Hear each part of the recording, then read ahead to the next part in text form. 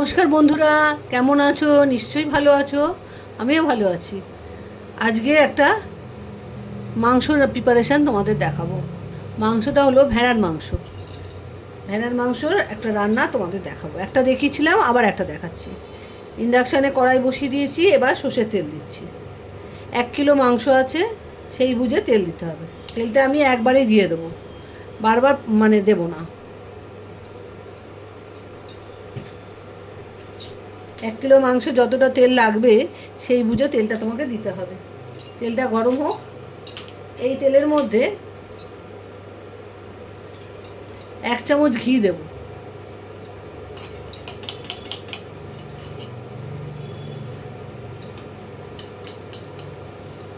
এই দুটো ভালো করে গরম হয়ে যাক, তারপরে কি দিচ্ছি তোমাদের দেখাচ্ছি।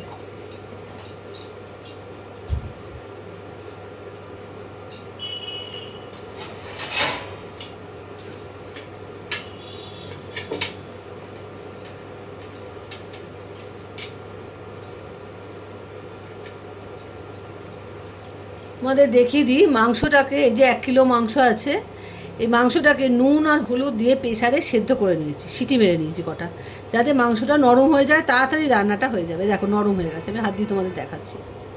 মাংসটা নরম হয়ে গেছে। এবারে কি করবো, মাংসটা আগে আমি সেদ্ধ করে নিলাম। এবারে তেলটা গরম হয়ে এসছে,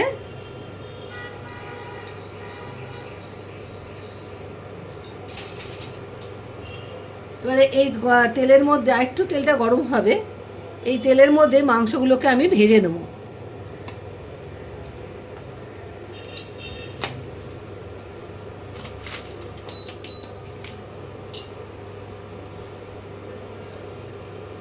এবারে আস্তে আস্তে আমি মাংসগুলোকে দিয়ে দিচ্ছি।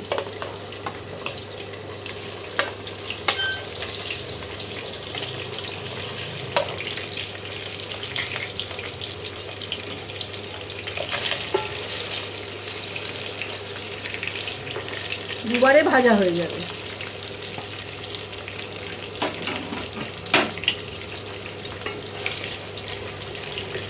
মাংসটা ভাজছি কেন তোমাদের একটা কথা বলি। এই মাংসটা তো সেদ্ধ করে নিয়েছি, এবার যদি এটাকে না ভাজি, মাংসটা দেখবে যখন পুরো প্রিপারেশান তৈরি হবে, মাংস যখন নামাবো আমি কমপ্লিট করে, তখন মাংসগুলো এই হাড়ের থেকে বেরিয়ে যাবে, কারণ মাংসটা সেদ্ধ হয়ে গেছে।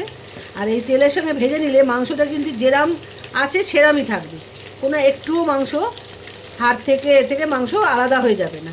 মাংসটা একেবারে ছেড়ে ঝোলের মধ্যে মিশে যাবে না, এটার কথা বলছি। ওই জন্যে আমি মাংসটাকে ভেজে নিচ্ছি।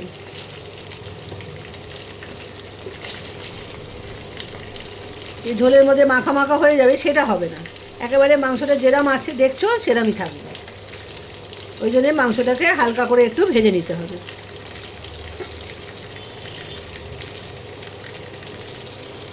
এটা একটু ভালো করে ভেজে নিয়ে আনি। খুব কড়া করে ভাজা হবে না, কিন্তু মিডিয়াম ভাজতে হবে। আর ঘি আর তেলের মধ্যে ভাজলে মাংসটা কিন্তু আলাদা একটা স্বাদও হবে।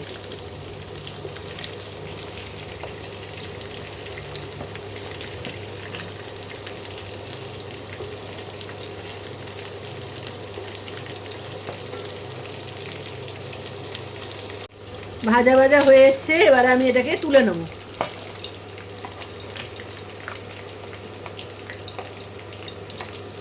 এইরকম ভাজা হবে।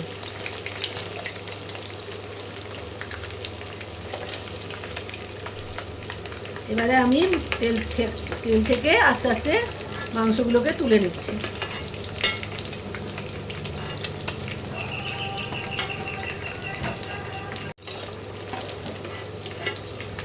এইভাবে মাংসগুলোকে আস্তে আস্তে তুলে নিতে হবে।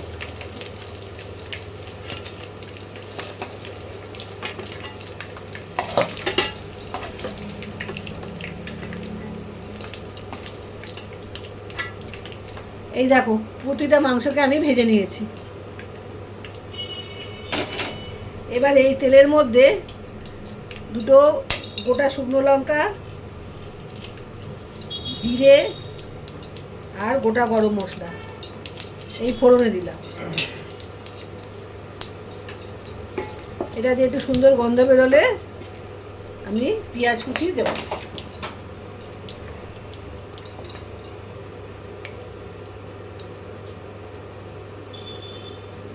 এবার পেঁয়াজ কুচিগুলো দিয়ে দিচ্ছি। 250 মতো পেঁয়াজ কুচি আছে।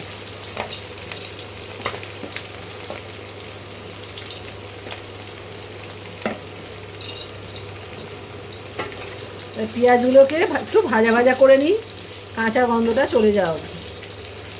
অতিরিক্ত ভাজা হবে না, কাঁচা গন্ধটা যাওয়ার পরে অন্য মশলাগুলো দিতে আরম্ভ করব। বন্ধুরা, পেঁয়াজটা ভাজা ভাজা হয়ে এসছে। এইরকম ভাজলেই হবে, আর বেশি ভাজলে হবে না। এর মধ্যে 1 চামচ আদা বাটা, আদা মানে আদা বাটা, 1 চামচের মতো রসুন বাটা,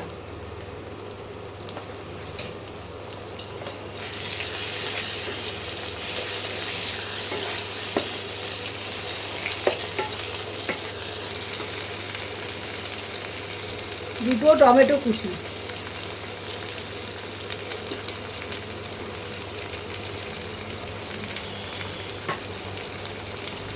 এইবারে এগুলোকে একটু কষাতে হবে।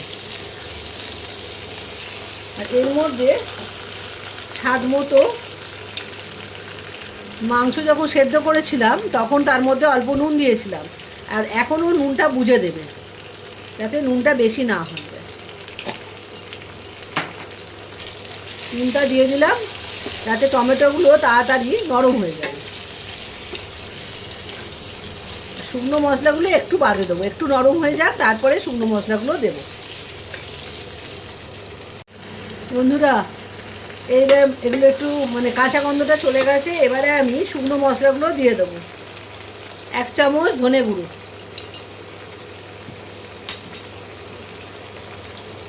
তোমরা যেরকম ঝাল খাবে সেই মতো লঙ্কার গুঁড়ো দেবে।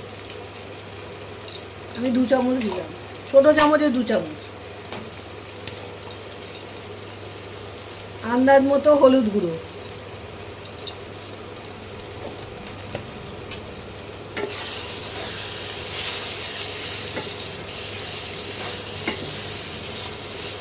এইভাবে স্টেপ বাই স্টেপ দেবে, তাহলে খেতে কিন্তু খুব ভালো হয়। এইভাবে করবে।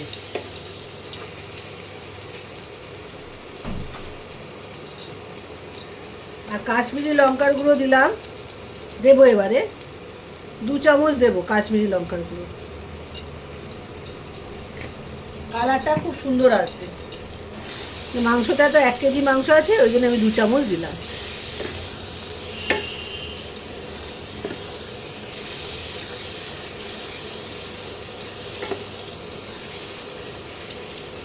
এবারে ইন্ডাকশানের টেম্পারেচারটা কমিয়ে দেবে, গ্যাসের টেম্পারেচারও কমিয়ে দেবে, দিয়ে দই দেবে। দইটাকে ভালো করে মিশিয়ে নিয়ে দইটা দেবে। দইটা গরম, গ্যাস বা ইন্ডাকশানের টেম্পারেচার বেশি থাকলে দইটা কেটে যাবে। দইটা ভালো করে মিশিয়ে নিয়ে তারপরে টেম্পারেচারটা বাড়াবে।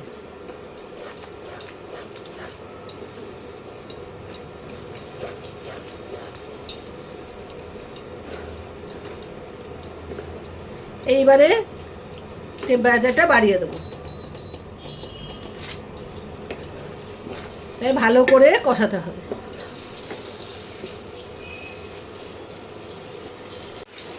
মশলা দিয়ে দেখো তেল বেরোচ্ছে। এই সময় একটা জিনিস দিতে হবে, এই জিনিসটা দিলে খেতে দুর্দান্ত হয়।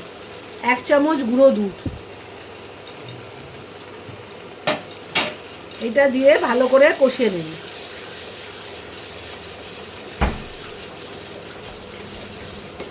একদিন দিয়ে দেখো, দারুণ খেতে হয়।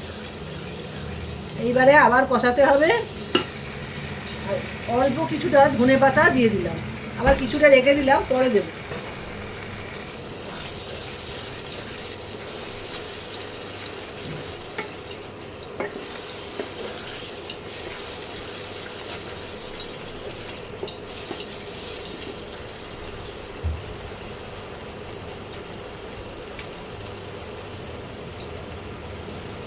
অল্প করে গরম মশলার গুঁড়ো, পরে আবার দিতে হবে নামাবার আগে।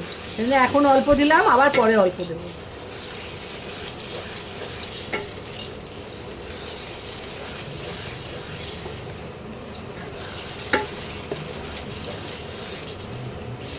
এইবার মাংসগুলো দিয়ে দিতে হবে। এই দেখো তেল ছাড়ছে,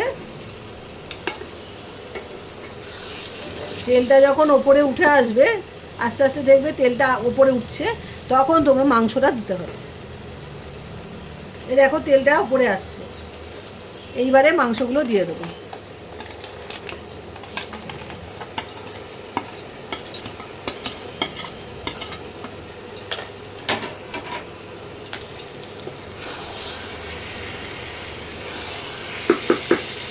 মশলার সঙ্গে মাংসটা দিয়ে ভালো করে কষাতে হবে।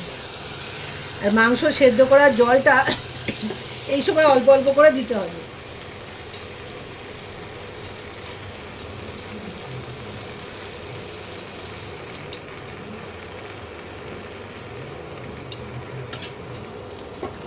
দেবে আর মাংসটাকে এভাবে কষাবে।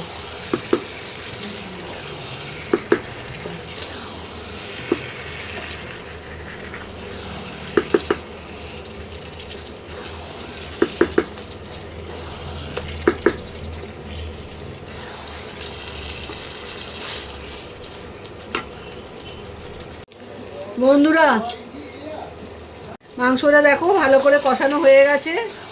এবারে আমি যে স্টকটা আর বাকি আছে সেটা এবার দিয়ে দেবো। তোমরা যদি কেউ আলু খেতে ভালোবাসো, আলু কিন্তু দিতে পারো, আর যারা ভালোবাসো না তারা দেবে না।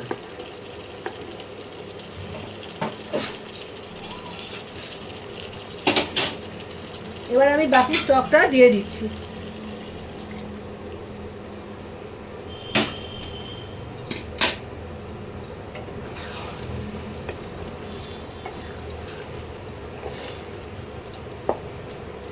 এটা তো ল্যাম কষা, একটু গায়ে মাখা মাখা হবে, কিন্তু ওই জন্যে এইটা দিলাম।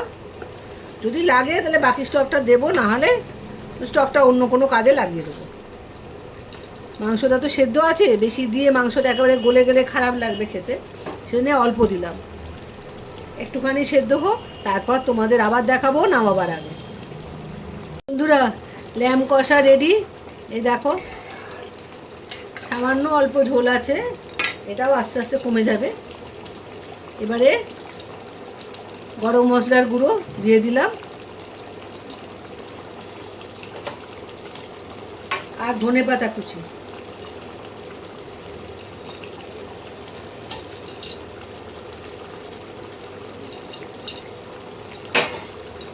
এই দুটোকে ভালো করে মিশিয়ে নিয়ে এবার নামিয়ে ফেলবো। এইটুকু ঝোল না রাখলে ভাত দিয়ে খাবে তো, সবার লাগবে, এইটুকু রাখতে হবে।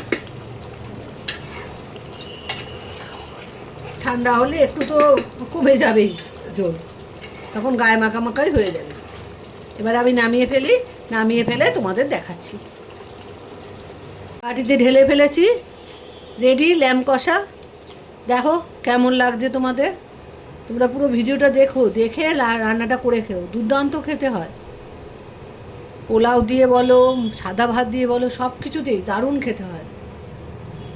একবার করে খেও, আর পুরো ভিডিওটা কিন্তু মন দিয়ে দেখো, তাহলেই কিন্তু করতে পেরে যাবে, এমন কিচ্ছু ব্যাপার নেই। খুব সোজা রান্না, দেখলেই পারবে তোমরা। আজ তাহলে আসি, আবার একটা নতুন রান্না নিয়ে তোমাদের কাছে করে দেখাবো। আর তোমরা কিন্তু বন্ধুদের মধ্যে শেয়ার করো, তাহলে সবাই মিলে খেলে আনন্দ হবে, আনন্দ বাড়ে, ভালোবাসা বাড়ে। তাই এই কথাটা বলছি। আজ তাহলে আসি, বাই বাই বাই।